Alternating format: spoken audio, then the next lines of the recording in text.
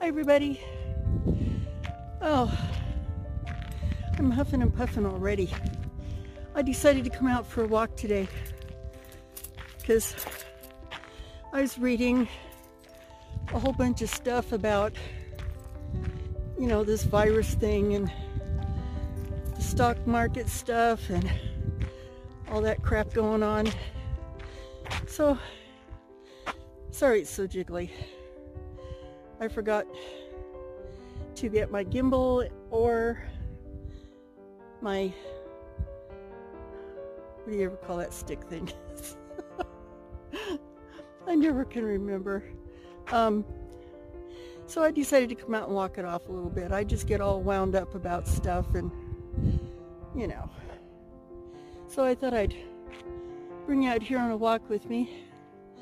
Try not to be too jerky with this, but like I said, I forgot my selfie stick, that's what you call it, or my gimbal. I just took off with my phone. I'm just sitting at home and I just talked to my youngest son and he gets all wound up and gets me all wound up. So here I am walking off some of my stress. So let me show you some of the countryside here. This is really close to my house, and this is kind of known as the walking road because a lot of the locals around here come up here just to get some exercise and just walk. And up at the top of the hill is a mine, and I'm not sure what kind of mine it is. It's either silver or gold. Probably gold. This area is mostly gold. But we're not going to get up too close to it because prospectors get a little picky because they don't want people up there. And I don't blame them. So hopefully I don't look like too much of a threat. So let me turn you around here and show you where I'm walking. Okay, this is the road that I'm walking on. And you can see our sky today. It's kind of overcast. And right there is Winnemucca Mountain. And my house is over in here, over in there. And that's Black Rock Mountain. Ooh, look at that sky. Sorry about the wind.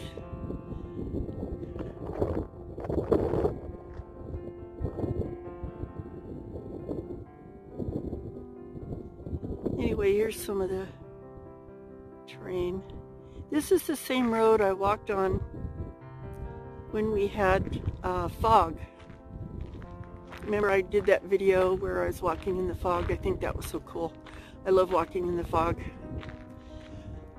But this is what it looks like without the fog. So I'll show you a little bit of this up here. And that's out toward town. You can't really see the town, but it's right over in here. We're probably 40 miles out of town. Oh, I thought this was pretty. I wanted to show you this. You can see, I love those mountains in the background. You can barely see, oops, hold the phone still. You can barely see them right. I can't even get my finger in there to point. The mountains in the background there where they look kind of gray and white. I think that's so pretty.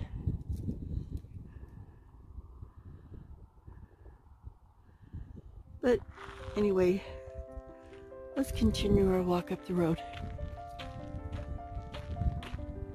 Sometimes I just like to walk. I get antsy at home. Not that I don't have anything to do at home, believe me, because I have a lot of work to do at home. I'm getting ready to do my planting, and I've got a lot of mowing to do with my yard tractor. And I've got a rototill and oh my goodness, so much.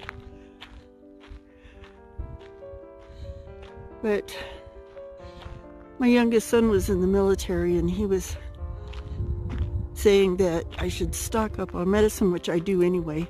We're so far out here in the country, in the desert, that I store up on a lot of things because you just never know. I mean, our only major highway is Interstate 80 that comes through Winnemucca. And if that were to get closed down and we couldn't get food or medicine, you know, you're stuck out here like this, you better be prepared. There's some snow-capped mountains way over there. That's at the southern end of the valley. Boy, I am wiggly today, sorry. Way over there. I think that's so pretty.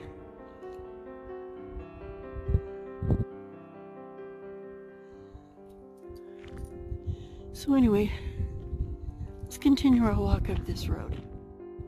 Okay, you can kind of see the end of our valley right there. Let me see if I can zoom in. Oh, I'm out of breath a little bit. That's the end of our valley down there. It goes up over this hill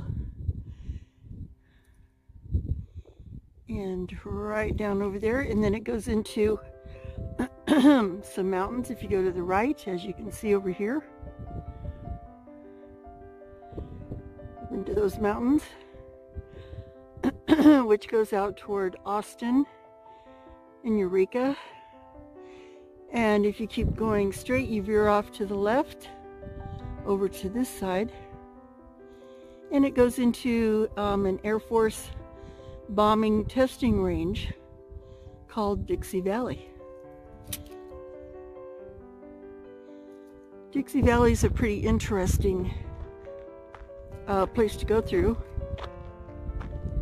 I drove 200 miles into it last summer, I believe it was, and I have 2 videos about Dixie Valley showing what's out there. Really interesting stuff. Some old military tanks, some fish ponds, old ranches that were taken over by the government, so the houses are just sitting there, you know, decaying. And there's a lot of amazingly geothermal areas that water's bubbling right up out of the ground, and it's so hot that it will give you 3rd-degree burns if you were silly enough to put your hand in it. But it's quite a thing to see out there. And if you want to see it, I've got 2 Dixie Valley videos in my playlist if you want to check them out. I'd like to get out there again sometime and do a little more exploring. Oh, I'm huffing and puffing because you can't tell it on this video, but this is quite a steep incline up this hill. Coming down will be so much nicer. Okay, this is a fork in the road that I usually stop at. I'd go up here, up this way, usually. And my goal, one of these fine days, is to get to those 2 trees right there, which is pretty much the top of the road. Haven't been able to make it yet.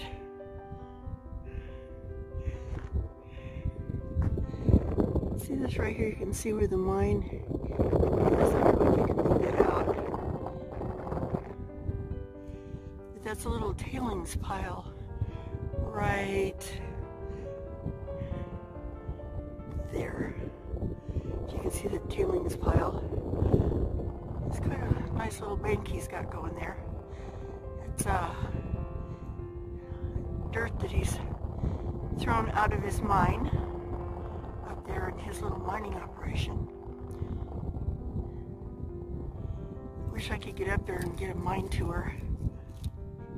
But like many of the miners in this area, he's not I'm real keen on company. And here's the flat road that goes, this road right here. That's a pretty flat walk out through there, but it's starting to, the sun's starting to go down, so I don't want to go too far out there. There are mountain lions in this area, so I don't like wandering around here out at night. Look at this beautiful sky. Is that pretty or what? I like the way the rays come down over the mountains right there. If you can make it out. That is really pretty. I hope you're getting that. It's kind of dark, so I can't really tell. We're supposed to get some more rain. We got a little bit of rain last night. But I just thought that was real pretty right there with the sun coming through onto the mountains there.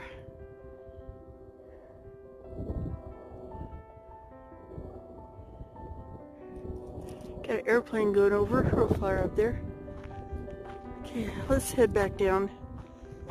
Whew, my goodness. That's quite an uphill. You really can't tell on my camera, but that's a pretty steep incline. It really is. I think that's about all I can. I usually make it up here to this fork in the road, and then I've had enough and I turn around and go back. But one day I will make it further. I want to go all the way up to that mine up there just to walk up to the gate. You never know. I don't think I look intimidating. The miner might give me some information on his mine. You just never know unless you ask. I just don't want to get shot at. That happened to me once before. That wasn't any fun. So, let's go back down here. Interesting, we have a airport in Winnemucca. It's way over in there somewhere. You can't even see the town from here, but over in there, right about over in there, way over there is a small airport. It's just a tiny little airport. And what's amazing is that, let's take one more look at the mountains back here that I was walking toward.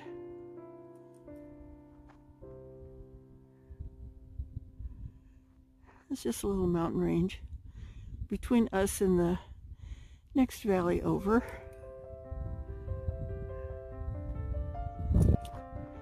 But what I was going to say is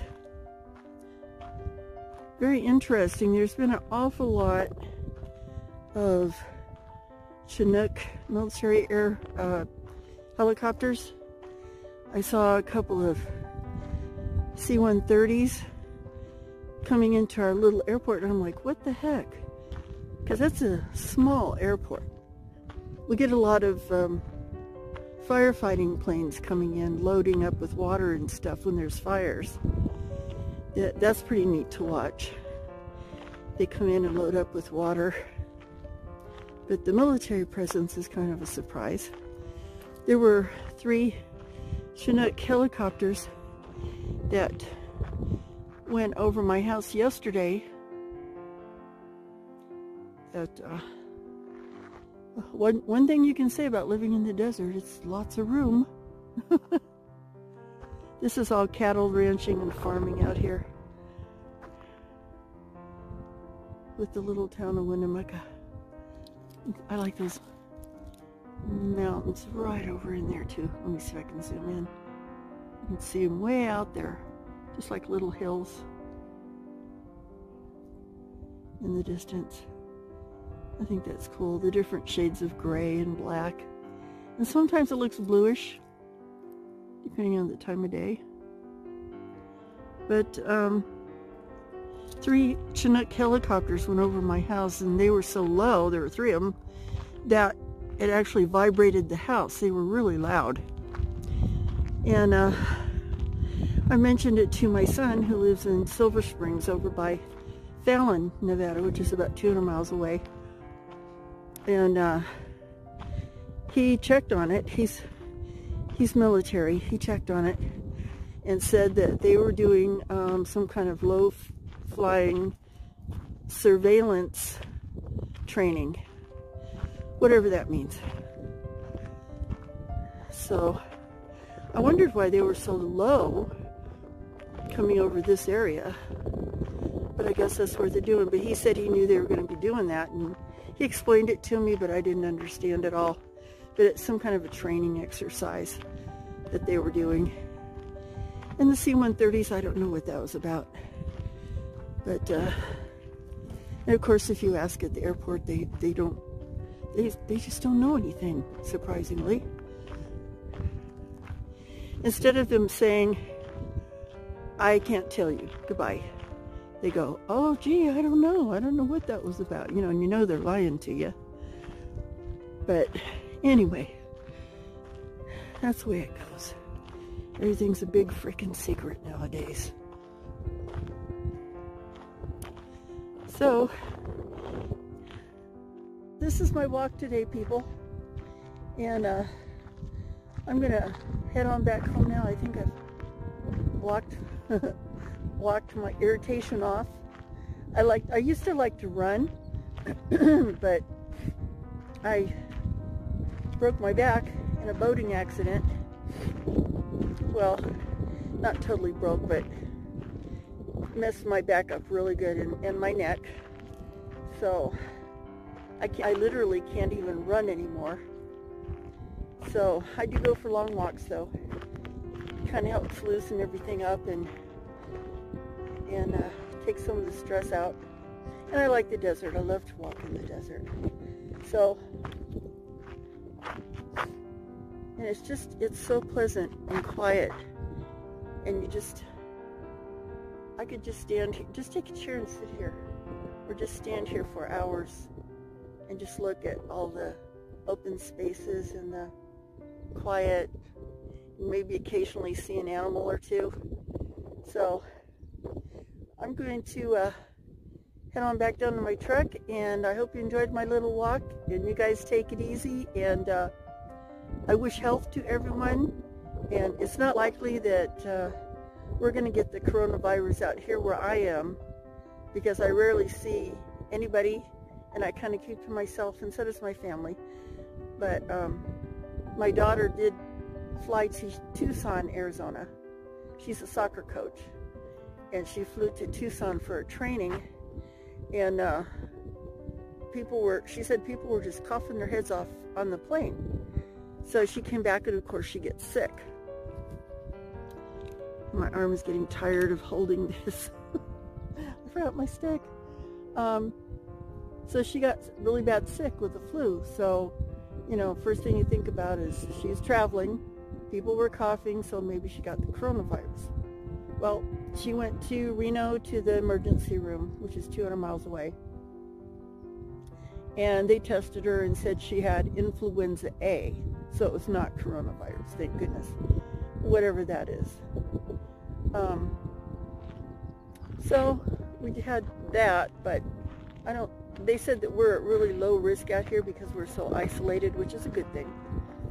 So we'll see how it goes, and you guys all stay safe, stay well, and I wish you all happiness and a great day. Good morning, good evening, whatever time of the day it is for you, and I hope you can hear me because of this wind, and we'll talk to you later. Bye-bye.